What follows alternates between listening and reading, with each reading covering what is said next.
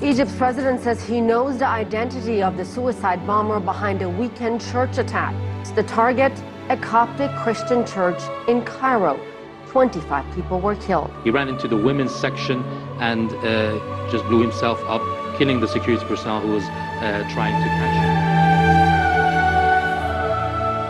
The truck smashed into everyone. There was no security this Bastille Day. This is a national holiday. This was no coincidence. That, say witnesses, is the truck driving over dozens and dozens of people.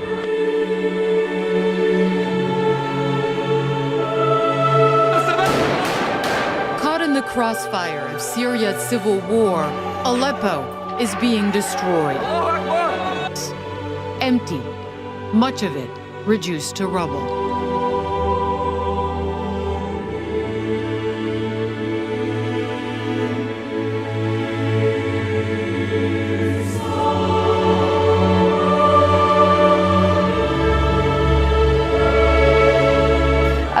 A 30-year-old photographer from Kent has been handed 22 life sentences after admitting abusing children in Malaysia.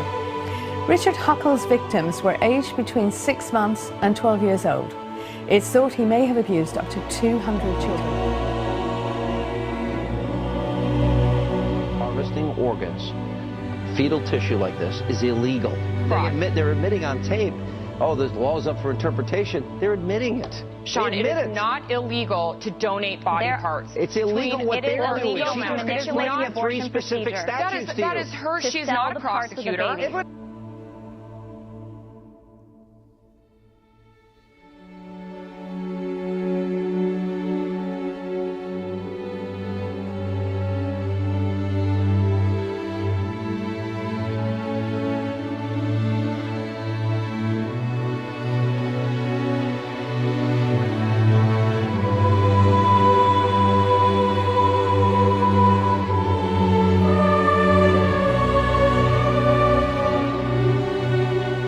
Year after year,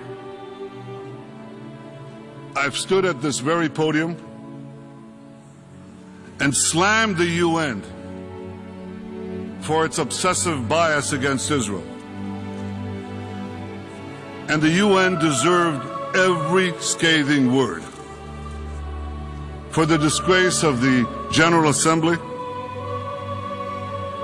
that last year passed 20 resolutions against the democratic state of Israel, and a grand total of 3 resolutions against all the other countries on the planet. Israel 20, rest of the world 3. And this circus continues at UNESCO. UNESCO, the UN body charged with preserving world heritage.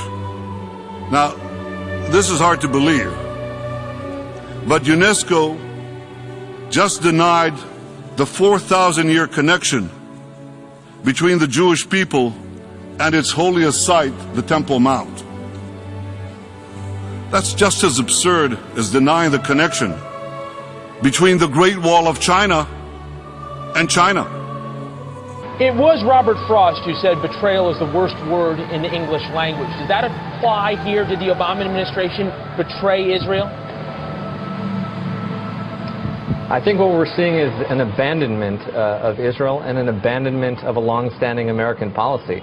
I mean, this resolution posits that the Western Wall, one of the holiest sites to Judaism, a place where the Jewish temple was built, a place where Jews have lived and prayed for literally thousands of years, is illegally occupied territory. That's absurd, that's delusional, that's amoral. It's the fact that the Palestinian Authority refuses to even recognize Israel as a Jewish state. It's because of the fact that the Palestinian leadership is paying a monthly salary to anyone who murders an Israeli. It's because the Palestinian leadership is naming soccer stadiums and streets after mass murderers of Jews in Israel.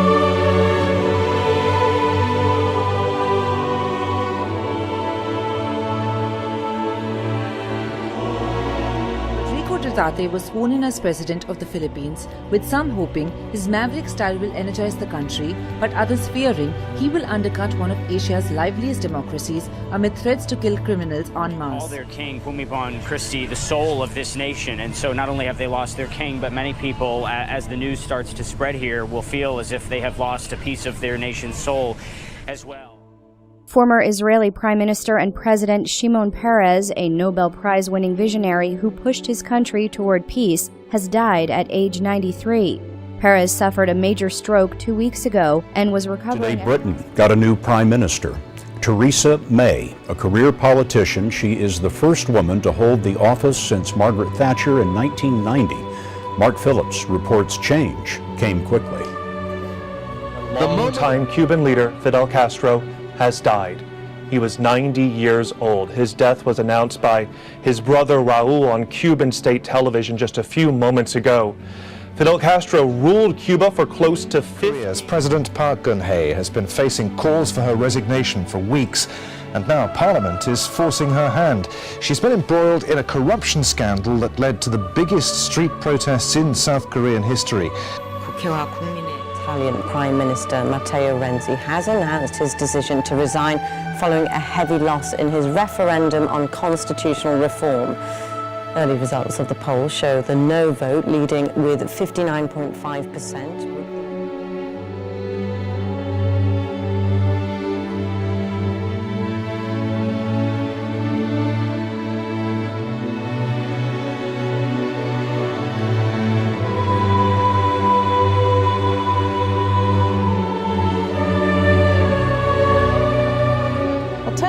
Thousands of people in Indonesia have marched against the governor of Jakarta, accusing him of insulting the Quran.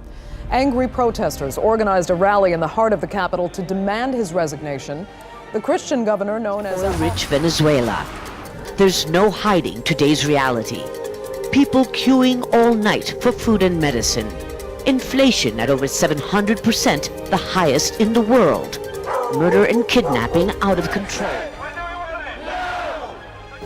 The sun has risen on an independent United Kingdom. After the people in Great Britain voted to exit the European Union, Prime Minister David Cameron has now announced his resignation. Last night, I congratulated Donald Trump, and I'm sorry that we did not win this election. I've just received a call from Secretary Clinton. She congratulated us on our victory.